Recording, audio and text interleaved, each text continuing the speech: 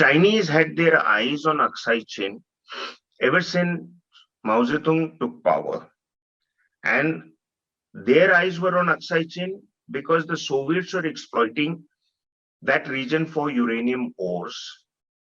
Because the Soviets were using that uranium to put together their first nuclear test, which happened north of Aksai Chin, northern parts of J&K, as in its entirety.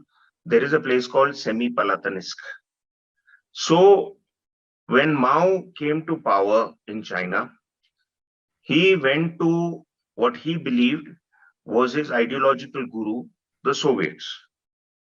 And Mao Zedong was encouraged by the Soviets that now that we've done a nuclear test, you should start looking at consolidating your hold on Tibet, because historically Tibet had been encroached upon by the Russian Empire. That is briefly mentioned in the book. And the Chinese began to quietly work to a plan. The plan became obvious to Pandit Nehru's team only in the late 1950s. By then, 7-8 years they had been in Aksai Chin. Whether they knew before or not, I cannot say with certainty. There was an expedition that was led by Captain, later Major General Rajendra Nath of 11 Gurkhas. His expedition report remains classified. He went there in the mid-50s, reported, I believe, that he saw Chinese presence there, but it was hushed up. So Nehru and Krishna Menon believed they could outtalk anybody into a diplomatic solution. That seems to be the baggage the Foreign Office of India carries even today. But the problem was the Chinese were not going to give in then, not going to give in now. Increasingly, Aksai Chin became the point from where they can get resources from uranium to mineral wealth to water resources that flow into J&K. And water is not pure drinking water we are talking about. Water that can be accumulated as static water, which can then, with sand and other chemicals, be transformed into silicon wafers. Hence the Chinese investment now of $26 billion in 5 dams in POK on the rivers that come out of the Indus water system.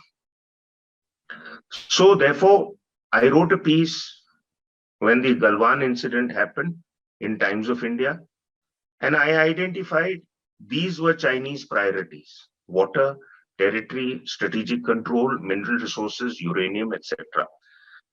Some general officers who knew me, and not many do I engage with, but called me up to say, fantastic, we never looked at it this way.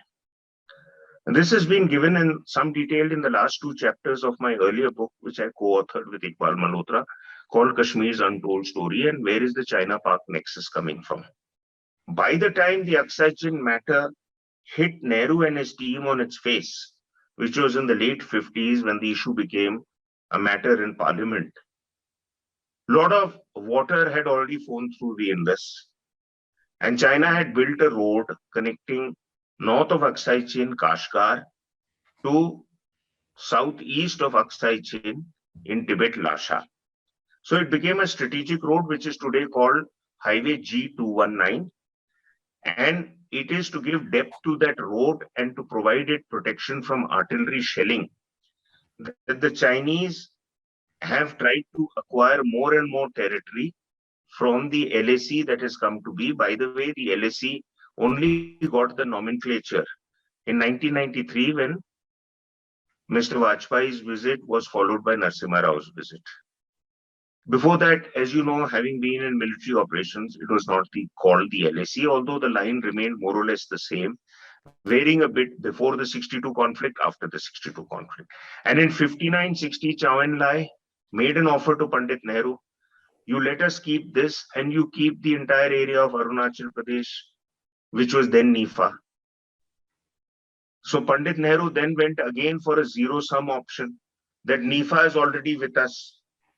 We want all this territory of Aksai Chin back, which is the line even now our diplomats argue that we want a solution which is LAC plus, that means parts of Aksai Chin. And China wants LAC plus also, that means more parts of Ladakh. So we are not willing to do a swap. We are not willing to agree.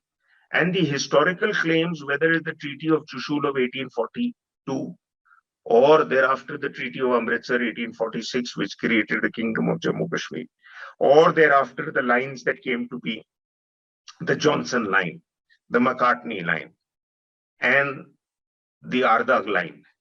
These lines were drawn by the British Empire. And when you have an empire, you can draw what lines you want because the others are not as strong as you. China has the same assumption. Today, they have an empire and they wish to draw the lines that was drawn a century and a half ago. And they said, if you go by those lines, you have to go by our lines now because we are very powerful now.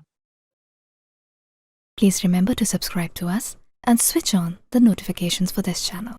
For our other social media links, more content, and to support our work, please visit citti.net.